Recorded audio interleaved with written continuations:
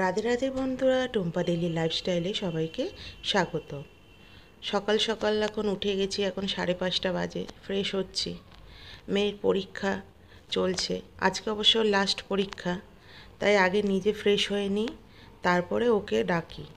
ওকে তুলে তারপরে ওকে ফ্রেশ করিয়ে তারপরে ওকে স্কুলে আমি নিয়ে যাই। ততক্ষণে আমি ফ্রেশ হয়ে টিফিন গুছিয়ে নিই।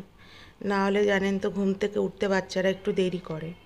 আগে রেডি হয়ে থাকলে কি তারপরে উঠলো, তারপরে ওকে রেডি করে তৈরি করে নিয়ে চলে গেলাম। আর আজকে তো লাস্ট পরীক্ষা, কালকে রাতে অনেকটা দেরি করে ও ঘুমিয়েছে, একটু খেলছিল রাতে। চলুন এবার আপনাদের বাইরের দেখাই। বাইরে আলো ফুটে গেছে, যেহেতু এখন গরম তাই খুব তাড়াতাড়ি আলোটা। এই যে আমাদের মেন গেট, এই যে খুললাম।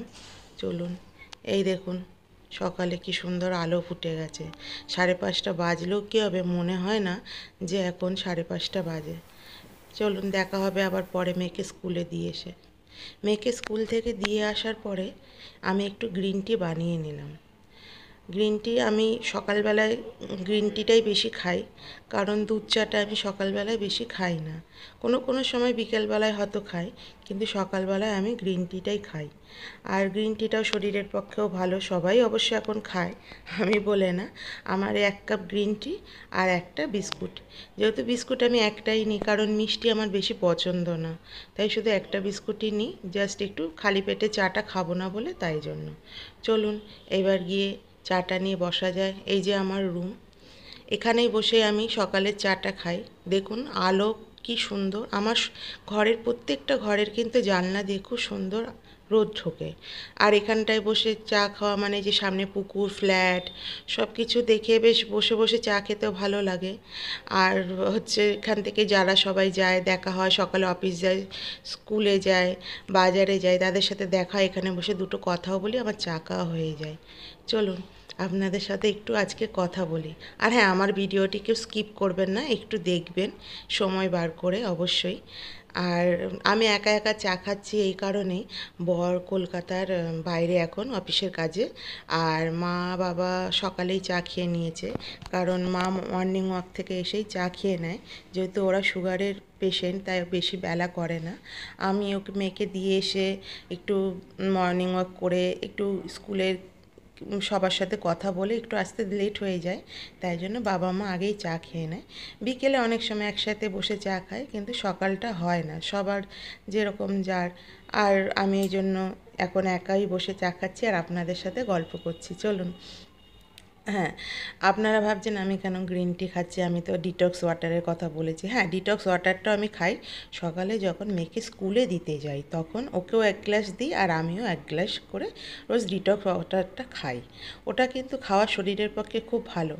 আমি 3 মাস হতে চললো ওটা খাচ্ছি, মানে এই জলটা, যে আমার খুব মানে উপকার হয়েছে, তাই জন্যই আপনাদের সাথে শেয়ার করলাম।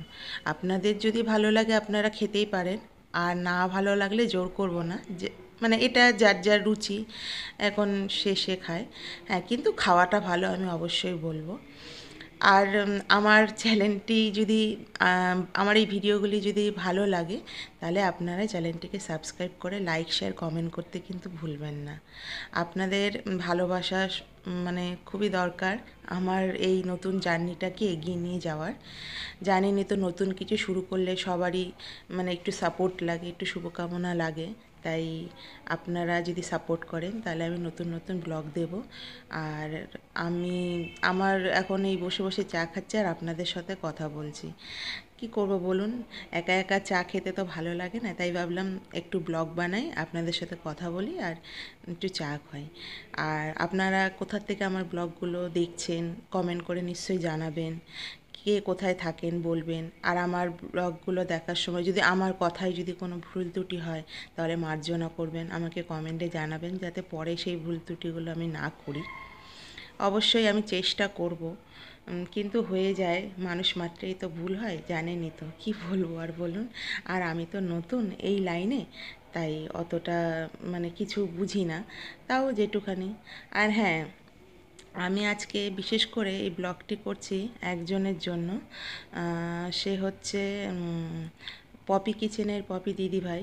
দিদিভাই, তোমার ব্লগগুলো আমি দেখি, আমার খুবই ভালো লাগে। তোমার ঘর আলো করে একটা কন্যা সন্তান এসছে। আর আমি তার জন্য অনেক শুভকামনা জানাই। আর তার জন্য সুস্থ একটা শরীর, একটা সুস্থ কামনা করছি। আর অনেক ভালোবাসাও তাকে পাঠাচ্ছি আমার এখান থেকেই। অনেক দূরে আছি, তাই এই ব্লগের মাধ্যমেই পাঠাচ্ছি। আর ওর জন্য যাতে খুব ভালো থাকে সেটাও আমি বলছি। কারণ বাচ্চা তো সবাই সমান, বলুন সে ছেলে হোক আর মেয়ে হোক, কিন্তু একটা পরিবারে যখন একটা মেয়ে আসে না, তখনই কিন্তু পরিবারটা পুরোপুরি পূর্ণ হয়। যতক্ষণ মেয়ে না থাকে মনে হয় কি একটু জানি কেমন জানি খালি খালি আছে। কারণ আমারও তো একটা মেয়ে আছে, আমিও জানি। তাই মেয়ে সবারই খুব প্রিয়, বেশি করে বাবাদের। আর আমার মেয়েও খুব মানে দুষ্টু বলতে পারেন না, আর শান্ত প্রকৃতির, দুষ্টু দুটোই মিলিয়েই। আর কি বলবো বলুন। তাই যদি আমার ব্লগটা আপনি দেখে থাকেন, তাই আপনার একটুখানি জানাবেন।